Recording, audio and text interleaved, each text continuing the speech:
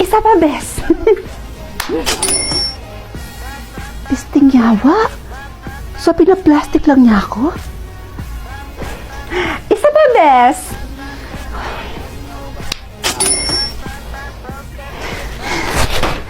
Yawa! Ow! Ow! Yawa! Ow! My hair! Oh my gosh! Stop it! Oh my gosh! Mapapakilabagan ka rin pala.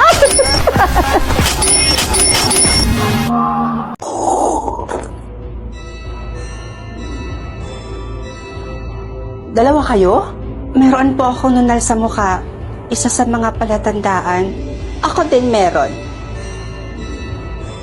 Lumaki ako sa sitio Rasana kung saan huling nakita ang anak ni Doña Katrina Laude. Napadpad naman po ako sa Maynila dahil po sa mga kumupkup po sa akin. Meron ako nitong kwintas na huling nakitang hawak-hawak ito ng anak ni Doña Katrina Laude. Meron din po ako.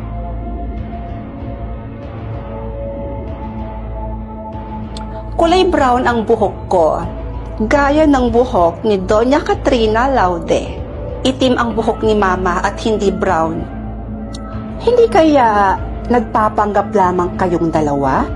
Dahil alam niyo na rin naman na sobrang yaman at makapangyarihan niyang si Doña Katrina Laude. Hindi ko habol ang pera, miss. Naghahanap din kasi ako ng kalinga ng isang ina. Tumatanda na po si Mama at kailangan niya rin po ng magkaalaga po sa kanya. Pupunta ko ngayon doon sa loob at kakausapin ko si Doña Katrina Laude at aalamin ko na rin kung ano ang kanyang suhestyon. Dito lamang kayo at babalikan ko kayo mamaya.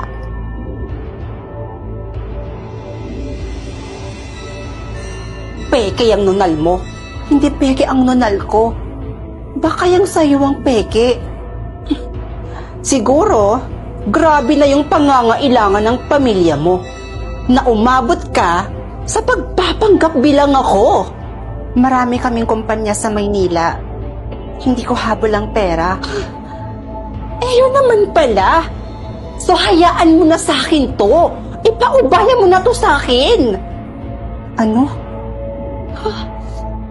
Hoy, kayong mga bigkaon bahog-bila, tama na yung pagtatalo nyo. Hoy na kayo at pinapapasok na kayo ni Madam.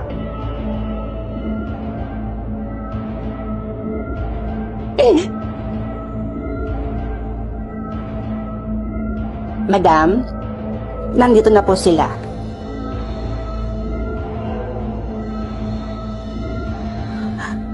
Mama, kay tagal ko pong hinintay na makita kayo. Mami? Mami, finally nakita ko na kayo. Ladies, magsiuwi na kayo. Nagsasayang lang kayo ng oras. Nanay nga talaga kita. Magkaugali tayo eh. Mami, kaya kong patunayan sa kahit na anong paraan na ako ang anak mo. Donna, pauwiin mo na sila. Aalis lamang ako kung sakaling pumayag po kayong magpa-DNA test po tayo. Handa rin po akong sumailalim ng DNA test para mapatunayan ko po ang sarili ko.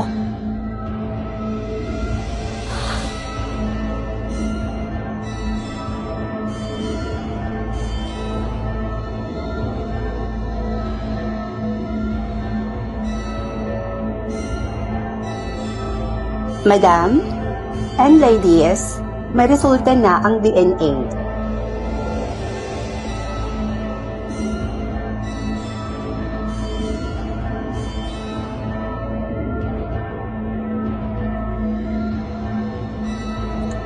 So ang tunay na anak ni Doña Katrina Laude sa inyong dalawa ay si...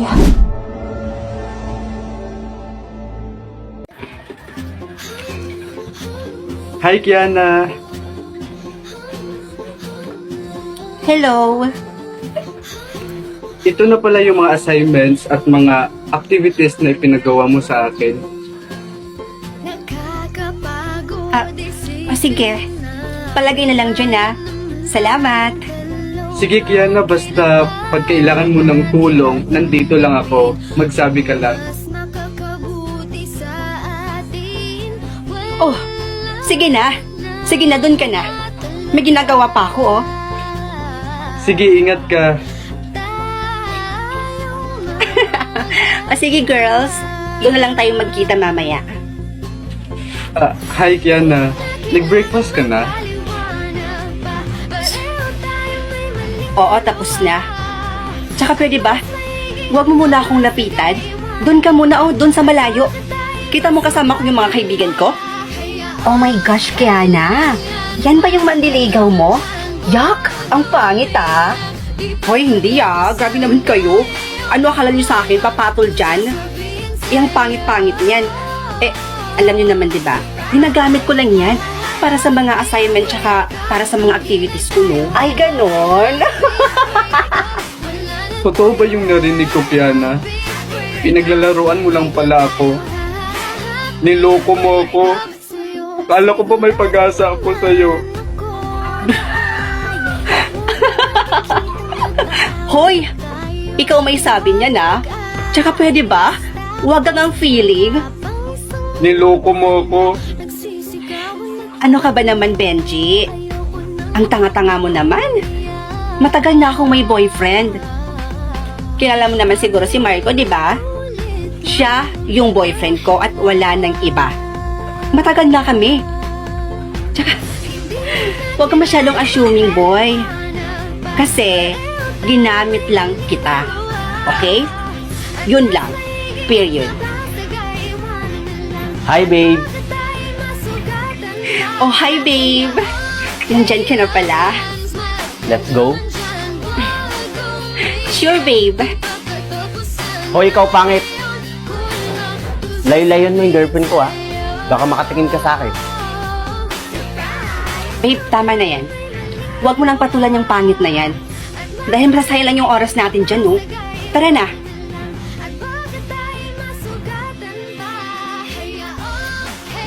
Pagsisiyan mo yung ginawa mo sa akin, Kiana.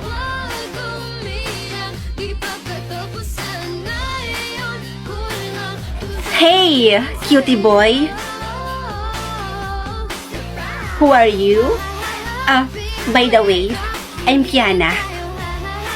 Sorry, do I know you? Pwede ba huwag kang paharang-harang sa dinadaanan ko? Umalis ka nga dyan. Ay, ang sungit, ah. Hindi ka ba nagagandahan sa akin?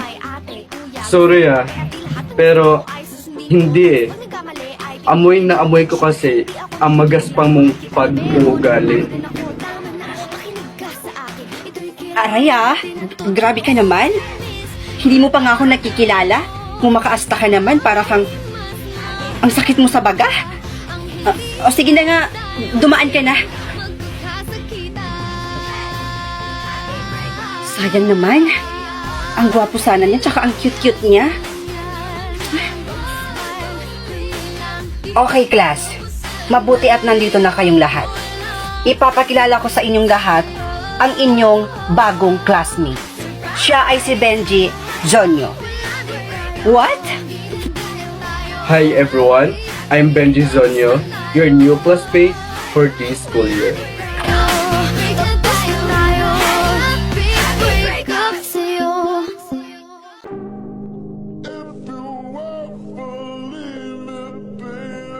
Habang buhay ko bang babantayan itong puntod ko? Sabi mo sa akin, pagsapit ng birthday ko, mapupunta na ako sa langit. Gusto mo na ba talagang mapunta sa langit? Sige, ganito na lang ha. Kung sino yung taong magtatagal sa puntod mo ngayong birthday mo, mapupunta ka na sa langit. Yun lang? Ang dali naman. Siyempre, yung mama ko, yung nanay ko, siya lang naman yung kakampi ko sa buhay eh. Malalaman natin yan maya-maya lamang. O ayan, may paparating na pala.